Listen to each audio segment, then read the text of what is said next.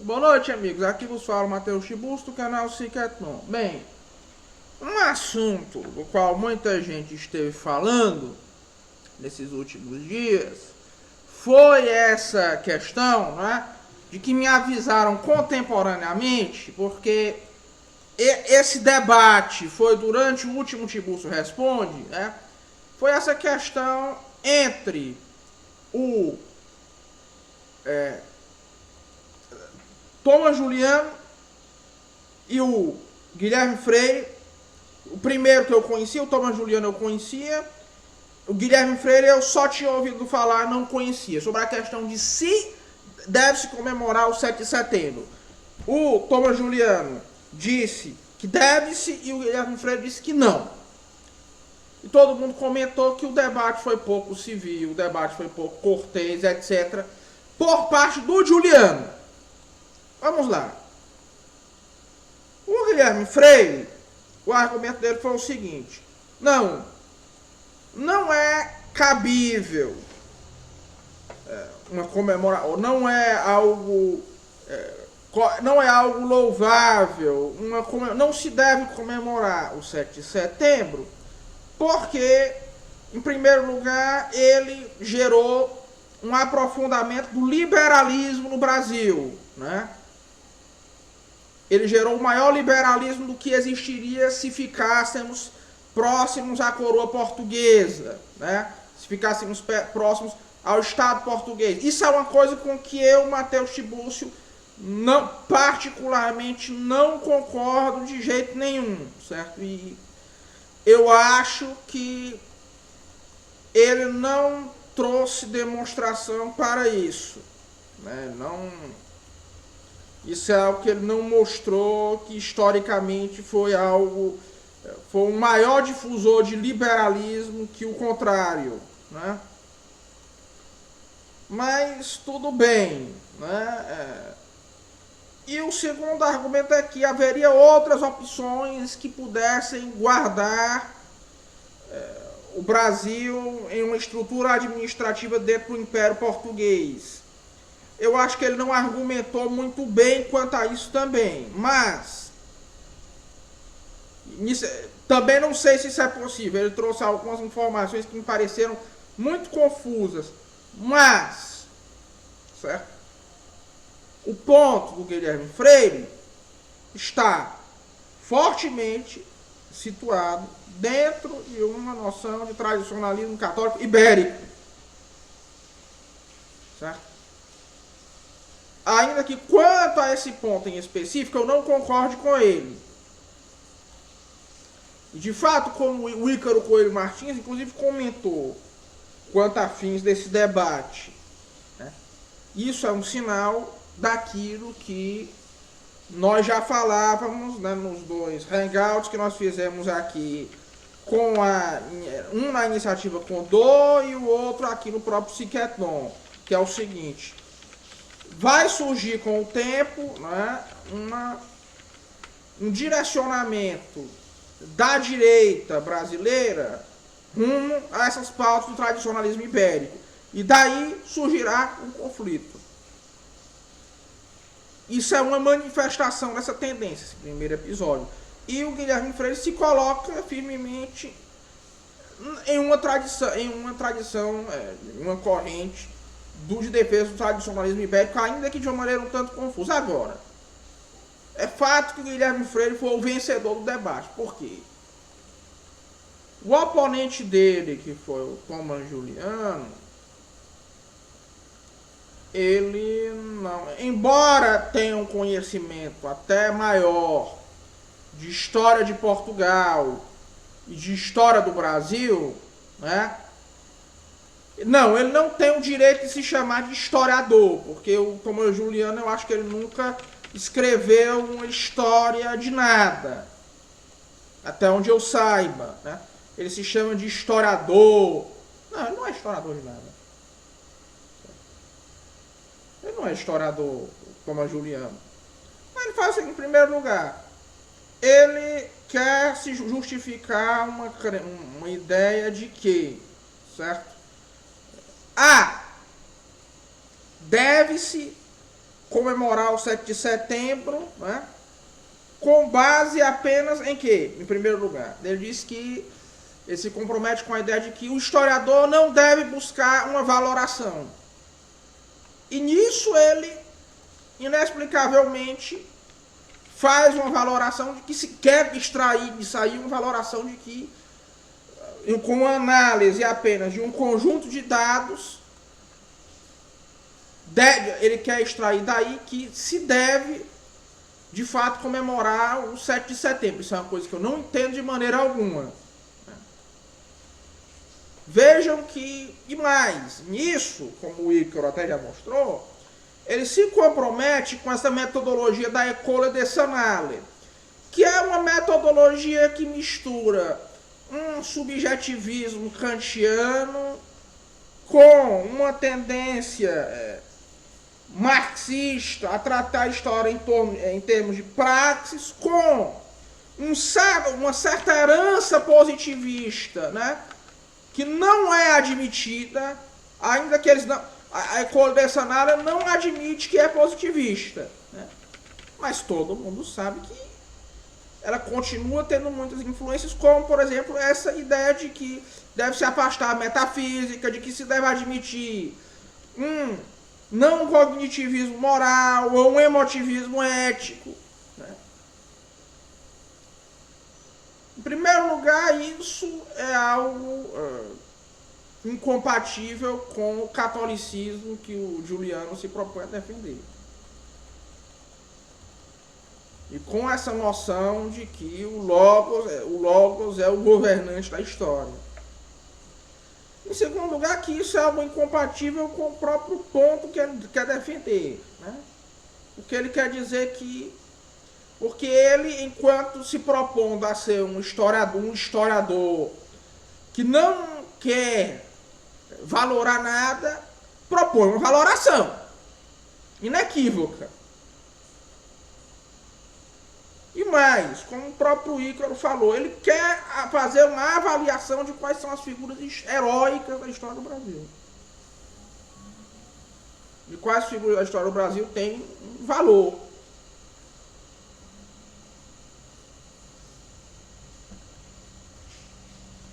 Mas assim, ele, o Juliano, ele sempre teve essa vinculação, né?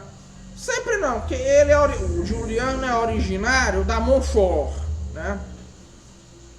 Ele sempre, mas desde que ele começou a aparecer assim como uma figura memorável da direita, ele sempre teve essa influência nihilista, solipsista, existencialista, subjetivista, né? O referencial teórico dele é Sartre, é Camus, né? Um negócio assim. Tem influência até do pós-modernismo em muitos pontos, né? Tudo isso muito confuso, porque a verdade é o seguinte, tudo isso de uma maneira muito confusa, porque é o seguinte, a verdade é que ele não é uma pessoa que possa ser um interlocutor, e é por isso que o Guilherme Freire ganhou, porque, vamos lá,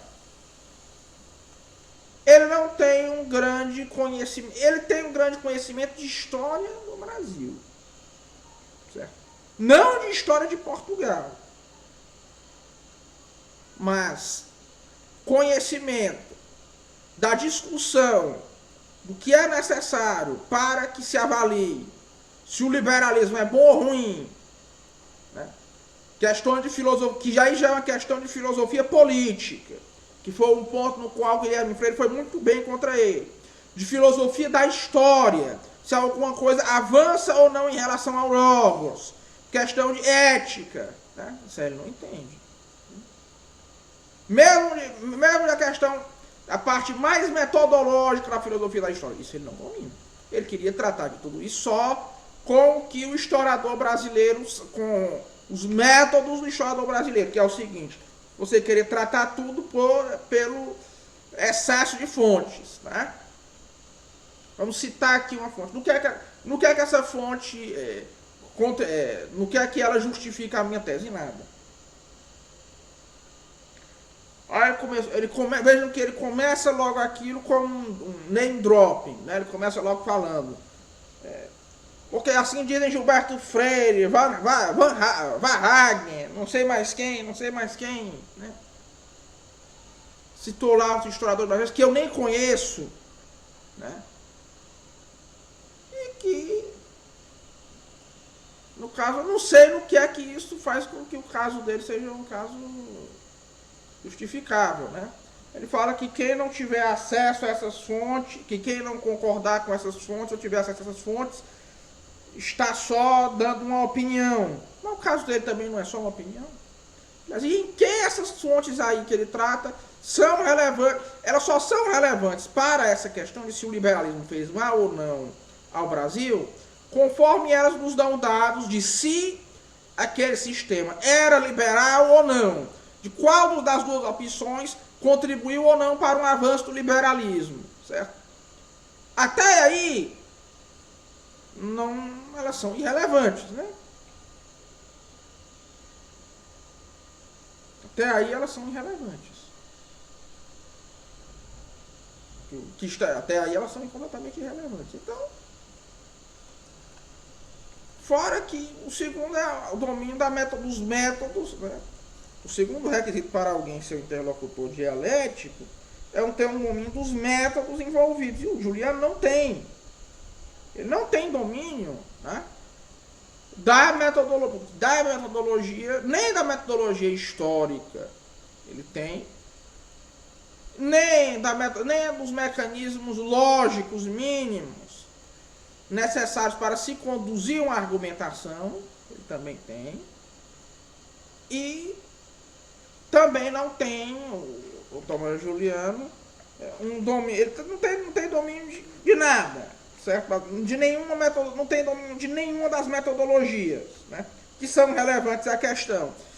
E o terceiro ponto é o seguinte, que é a honestidade intelectual, que é uma coisa que, ao meu ver, ele também não tem, né? Porque vejam que o Juliano, ele começa logo a discussão, isso foi o que chamou a atenção de todo mundo, com uma provocação muito injusta, né? Ele começa logo a discussão com uma provocação, porque o outro teve uma leve interrupção e disse, isso é falta de educação doméstica. Ele começa a fazer um escândalo porque o monótono dele diz respeito à educação doméstica. A monotonia dele, o assunto, que é o carro-chefe das discussões que ele traz, né, essa questão da educação doméstica, que isso seria um antídoto ao Paulo Freire, né, do qual ele não... Ele tem razão de que a educação doméstica falta no Brasil, mas assim, você fazer um escândalo também não é educação doméstica. Eu acho que só com isso você não enfrenta o Paulo Freire.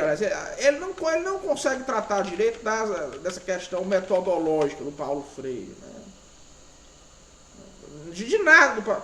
A crítica dele ao Paulo Freire é muito superficial, uma crítica ideológica, né? É uma crítica muito superficial, uma crítica ideológica assim, ao Paulo Freire, né? O que é um âmbito muito frágil para alguém querer criticar um intelectual, por mais que eu não acho que o Paulo Freire seja um intelectual muito sério, né?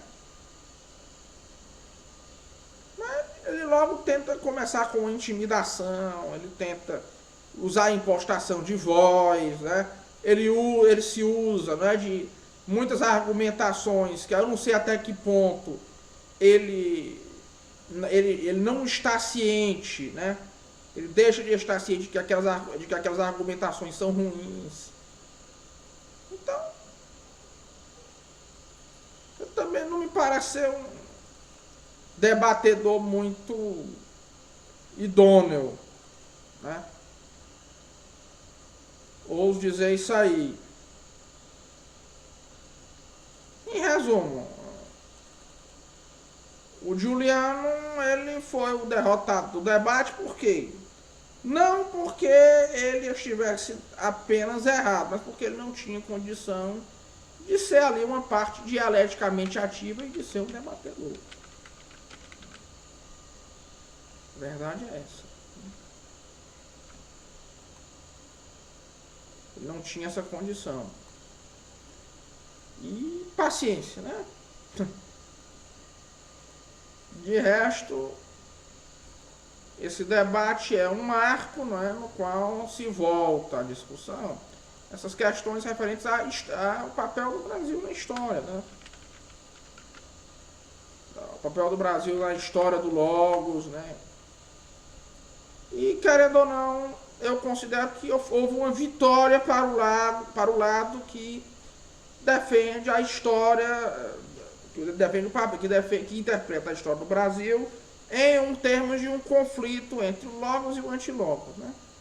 Que seria muito claramente aí o Antilogos, o liberalismo, como uma manifestação permanente do Antilogos na história do Brasil. Pois, ainda que eu não considere que, por exemplo, eu acho que o Guilherme Freire, né, o ponto dele é muito confuso, e eu também não acredite que o caminho que ele critica trouxe o maior liberalismo que haveria de outra maneira. Mas, no fim, ele acabou vencendo, e isso foi uma vitória para o bem. Digamos assim. No caso, essa tendência americanista, essa tendência neoconservadora presente na direita brasileira é algo que está enfrentando uma certa resistência agora cada vez maior.